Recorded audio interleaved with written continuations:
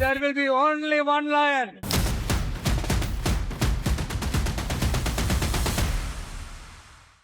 तमिलनाडु की राजनीति को समझना हो तो एक लाइन काफी है। यहाँ नेता पैदा नहीं होते, बनाए जाते हैं। और ये काम अक्सर सिनेमा करता है। कभी पर्दे पर गरीबों के मसीहा बने एम.जी. रामचंद्रन असल जिंदगी में मुख्यमंत्री बन गए। उनकी विरासत को जयललिता ने सत्ता से शिखर तक पहुंचाया और अब उसी कहानी का नया चैप्टर लिखने निकले हैं थलापति विजय।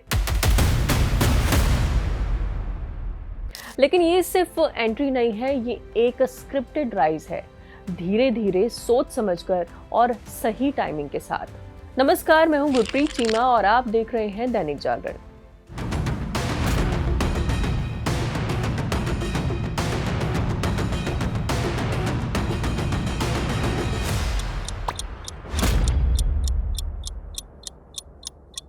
आज की फ्लैशबैक में चलते हैं तमिलनाडु, जहां राजनीति सिर्फ विधानसभा में नहीं सिल्वर स्क्रीन पर लिखी जाती है।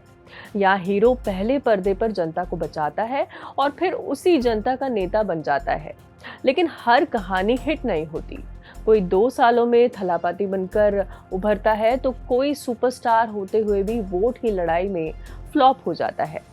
विजय का सफर स्टारडम से शुरू होता है, लेकिन राजनीति तक पहुंचने की कहानी कहीं ज्यादा दिलचस्प है। 1974 में जन्मे विजय के लिए फिल्म इंडस्ट्री नई नहीं है। पिता S.A. चंद्रशेखर खुद डायरेक्टर थे। शुरुआती फिल्में चली, फिर 2000 के दशक में विजय ने खुद को मास हीरो के तौर पर स्थापित कर लिया। लेकिन उनकी फिल्मों में एक पैटर्न था। वो सिर्फ एंटरटेन नहीं करते थे, सिस्टम से लड़ते थे, करप्शन पर वार करते थे और आम आदमी की आवाज बनते थे। यहीं से राजनीति की पहली लाइन लिखी गई। असल गेम 2010 के बाद शुरू हुआ।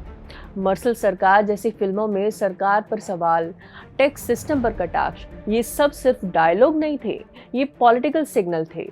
उस वक्त तमिलनाडु की राजनीति भी ट्रांजिशन में थी। एम करुणानिधि और जयललिता जैसी दिग्गज हस्तियां जा चुकी थीं। एक खाली जगह थी और विजय ने उसे पहचाना। लेकिन स्टार से नेता बनने का सबसे बड़ा जो चैलेंज है वो क्या होता है? Real time connect. स्क्रीन पर तालियां मिलती हैं, लेकिन जमीन पर भरोसा कमाना पड़ता है। और यही वो जगह है जहां ज्यादातर स्टार्स फेल हो जाते हैं। विजय ने इस गैप को जल्दी पहचान लिया। उन्होंने अपने फैन क्लब्स को सिर्फ स्टारडम का एक्सटेंशन नहीं रहने दिया, धीरे धीरे उन्हें पॉलिटिकल मशीन में बदलना शुरू कर दिया। जो फैन पहले कटआउट लगाते थे, बैनर संभालते थे, उन्हें सामाजिक कामों में लगाया गया। Blood donation camp, food distribution, education support, ये सब इवेंट नहीं थे, बल्कि एक सुनियोजित ग्राउंड कनेक्ट का हिस्सा थे। कोविड के दौरान जब सिस्टम कई जगहों पर लड़खड़ा रहा था, तब उसी टाइम उनकी टीम जमीन पर एक्टिव दिखी। राशन पहुंचाना, जरूरतमंदों की मदद करना, यहीं से नैरेटिव बदलना शुरू हो गया। यही वो मोमेंट था जब जनता ने उन्हें सिर्फ फिल्मी हीरो से एक्चुअल हीरो मानना शुरू किया। और राजनीति में यहीं से सबसे बड़ा टर्निंग पॉइंट शुरू होता है, जब पहचान स्टार से हटकर भरोसे पर बदलती है। यहाँ एक नाम एक बार फिर चर्चा में है। उन्होंने भी एक अलग रास्ता चुना, बिहार में जन स्वराज के जरिए सीधे जनता के बीच जाने का। उनकी रणनीति भी ग्राउंड कनेक्ट पर टिकी थी। पदयात्राएं, लोकल इश्यूज, डायरेक्ट बातचीत और बहुत कुछ। हालांकि चुनावी नतीजों में उन्हें सफलता नहीं मिली, विकेट आउट हो गए। अब तमिलनाडु में रणनीति के स्तर पर माना जाता है, उन्होंने विजय के कैंप को ये समझाया कि सिर्फ भीड़ जुटाना काफी नहीं है, भरोसा बनाना जरूरी है। और इमेज शिफ्ट हुआ एंग्री स्टार से जिम्मेदार लीडर में। और फिर आई औपचारिक entry, party launch, public speech और एक क्लियर मैसेज, मैं सत्ता के लिए नहीं, सिस्टम बदलने आया हूँ। ये लाइन नई नहीं है, लेकिन विजय के केस में काम करती है, क्योंकि उनकी ऑन स्क्रीन इमेज पहले से ही यही कहती आई है। अब बात थलापति विजय से पहले के चेहरों की करते हैं, जिन्होंने सिनेमा से सत्ता तक का सफर तय किया, और उन लोगों की भी जो पर्दे की चमक को लेकर राजनीति में उतरे, लेकिन कहानी वैसी नहीं लिख पाए जैसी शुरुआत में दिख रही थी। दक्षिण भारत में सिनेमा और राजनीति का रिश्ता पुराना है। एनटीआर ने आंध्र प्रदेश में कांग्रेस की जड़ें हिला दी थीं। चिरंजीवी ने कोशिश की, लेकिन उतनी सफलता नहीं मिली। पवन कल्याण आज भी स्ट्रगल मोड में है। तमिलनाडु में भी हर स्टार सफल नहीं हुआ। कमल हसन की पार्टी अभी तक बड़ा असर नहीं डाल पाई है। रजनीकांत ने एंट्री का ऐलान किया, लेकिन पीछे हट गए। दक्षिण भारत की राजनीति को समझना हो तो एक बात साफ माननी पड़ेगी, यहाँ सिनेमा सिर्फ मनोरंजन नहीं है, मास इमोशन की फैक्ट्री रहा है, और इसी फैक्ट्री से कई बार सीधे नेता निकले हैं। आंध्र प्रदेश में एनटी रामा राव इसका सबसे बड़ा उदाहरण है। 1980 के दशक में उन्होंने सिर्फ एक पार्टी नहीं बनाई, बल्कि तेलुगु आत्मसम्मान का नैरेटिव खड़ा किया। नतीजा, कांग्रेस जैसी स्थापित ताकत की जड़ें हिलाकर रख दी गई। आंध्र प्रदेश की राजनीति में एनटीआर का उदय सिर्फ एक अभिनेता के नेता बनने की कहानी नहीं है, यह आत्मसम्मान बनाम सत्ता की लड़ाई का क्लासिक उदाहरण है। 1980 की शुरुआत में हालात ऐसे थे कि कांग्रेस आंध्र प्रदेश में लगभग डिफॉल्ट पावर बन चुकी थी। दिल्ली हाईकमान के फैसले यहाँ की राजनीति तय करते थे। मुख्यमंत्री बदलना हो या फिर नीतियां तय करना हो, अक्सर स्थानीय भावना से ज्यादा केंद्र आदेश हावी रहते थे। यहीं से एनटीआर ने एक बहुत सटीक नब्ज पकड़ी, तेलुगु वारी आत्मगौरव।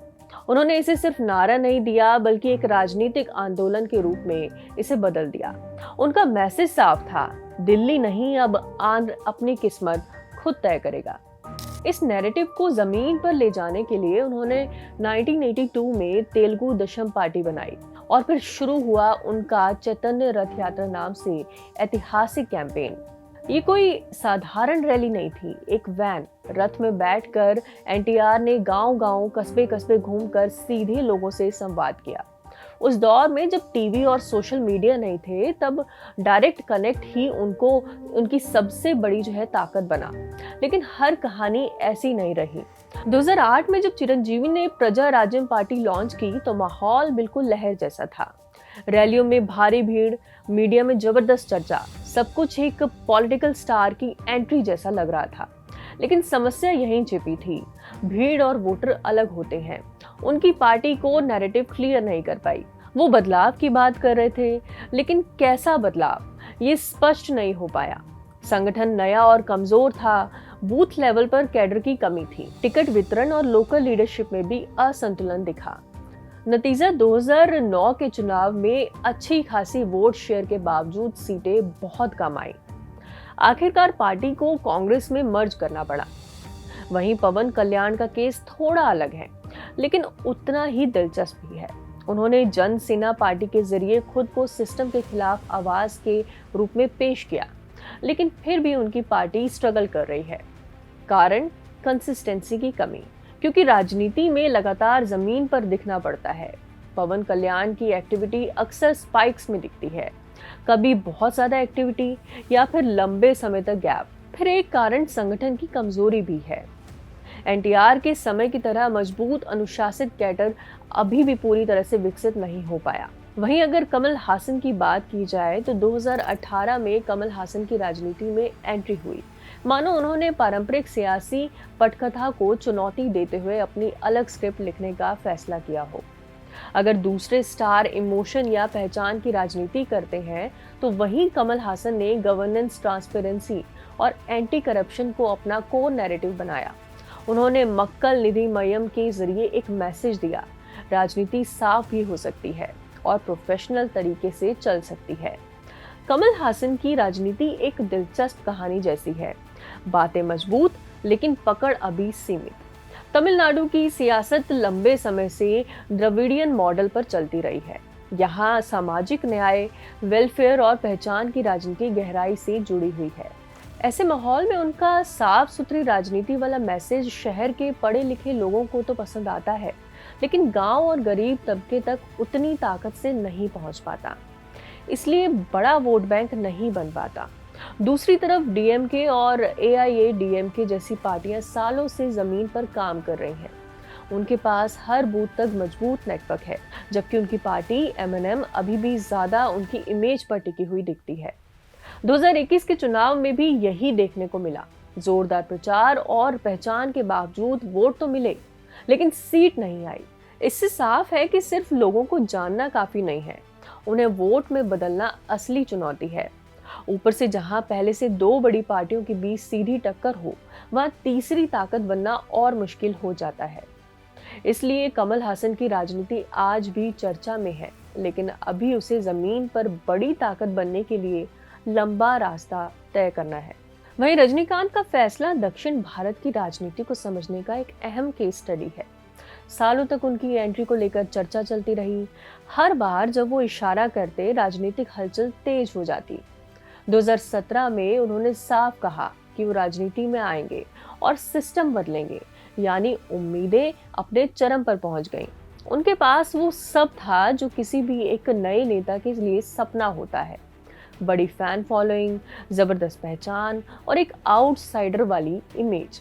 लेकिन फिर अचानक उन्होंने पीछे हटने का फैसला कर लिया। कारण क्या था? सबसे बड़ा कारण उन्होंने खुद बताया, स्वास्थ्य और जोखिम। कोविड के समय उनकी तबीयत को लेकर चिंता थी और उन्होंने माना कि इतनी अनिश्चितता में एक्टिव पॉलिटिक्स में आना सही नहीं होगा। आज के तमिलनाडु में एम.के. स्टालिन एक मजबूत और स्थापित नेता के तौर पर खड़े थे, जिनकी राजनीति संगठन, अनुभव और जमीन से जुड़े लंबे सफर पर टिकी थी। लेकिन इसी बीच अब विजय की एंट्री इस पूरे समीकरण को दिलचस्प बना देती है। जहां विजय सीधे स्टारडम और बड़ी फैन फॉलोइंग के साथ मैदान में उतरे, वहीं स्टालिन की कहानी बिल्कुल उल्टी रही है। उन्होंने शुरुआत में फिल्मों और टीवी में छोटी छोटी भूमिकाएं जरूर की, लेकिन जल्द ही राजनीति में अपना रास्ता बना लिया। एम.के. करुणानिधि के बेटे होने के बावजूद उन्होंने सीधे ऊपर छलांग नहीं लगाई, बल्कि डीएमके की यूथ विंग से उन्होंने शुरुआत की, जनता के बीच जमीनी काम शुरू किया। इमरजेंसी के दौरान उन्होंने जेल जाना मंजूर किया और फिर चेन्नई के मेयर बनना और मंत्री और फिर डिप्टी सीएम के रूप में काम किया। इन सब ने उन्हें धीरे धीरे अनुभवी नेता बदला। लेकिन 2026 के चुनाव में ये दिखा दिया कि राजनीति में सबसे मजबूत किले भी हिल सकते हैं। विजय की पार्टी ने न सिर्फ एंट्री की, बल्कि सीधे सत्ता के दरवाजे तक पहुंच गई। 100 से ज्यादा सीटों के साथ पारंपरिक डीएमके, एआईएडीएमके सिस्टम को चुनौती दे दी। यही वो मोमेंट था जहां पर अलग रास्ते आमने सामने दिखे। एक स्टालिन का रास्ता जो सालों की मेहनत, संगठन और धीरे धीरे बड़े भरोसे से तैयार हुआ था। दूसरा विजय का रास्ता, जहां स्टारडम को रणनीति, ग्राउंड नेटवर्क और युवाओं के कनेक्ट के साथ जोड़कर सीधे चुनावी ताकत में बदल गया। और दक्षिण भारत की राजनीति का वही पुराना सवाल, क्या भीड़ वोट में बदलेगी? इसका जवाब इस बार मिल चुका है। विजय की सबसे बड़ी ताकत उनकी कहानी थी और इस बार जनता ने उस कहानी को सिर्फ सुना नहीं, बल्कि इस पर भरोसा भी किया। उनकी टीम ने फैन बेस को कैडर में बदला, लोकल मुद्दों को नैरेटिव बनाया और एक नई राजनीतिक ऊर्जा खड़ी की, जिसे जेनजी वेव भी माना जा रहा है। लेकिन इस जीत के साथ कहानी खत्म नहीं होती। यहीं से असली स्क्रिप्ट शुरू होती है, क्योंकि अब मुकाबला चुनाव जीतने का नहीं है, सिस्टम चलाने का है। अब चुनौती ये है कि क्या विजय मजबूत टिकाऊ इकोसिस्टम बना पाएंगे, जैसे डीएमके ने दशकों में खड़ा किया, क्योंकि राजनीति में कोई रीटेक नहीं होता। फिलहाल स्टेज सेट है, कैमरा ऑन है और तमिलनाडु के नए थलापति अपने सबसे मजबूत रोल निभाने के लिए तैयार हैं। आपको आज का ये एपिसोड कैसा लगा, कमेंट में ज़रूर बताइएगा। देश दुनिया की बड़ी खबरों के लिए आप जागरण.com की ऐप इंस्टॉल कर सकते हैं। साथ ही जागरण.com की वेबसाइट पर भी खबरें पढ़ सकते हैं। कैमरे के पीछे से अपूर्व और मुझे यानी गुरप्रीत चीमा को दीजिए इजाज़त। देखते रहिए दैनिक जागरण।